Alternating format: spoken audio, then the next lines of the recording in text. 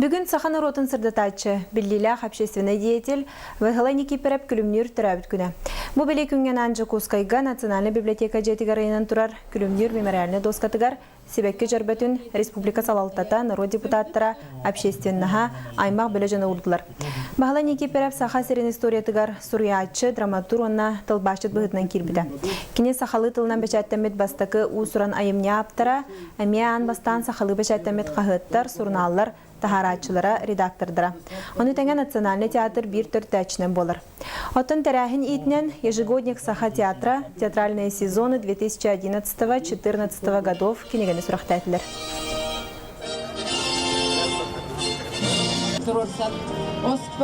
Бұл театр олығын Саха театрыттың біләғат білігін бейі республика бұтыр кен тұтты болбаттақ бейі күрді мұқтар Россияға да белдер чөйет коллективінен білдер.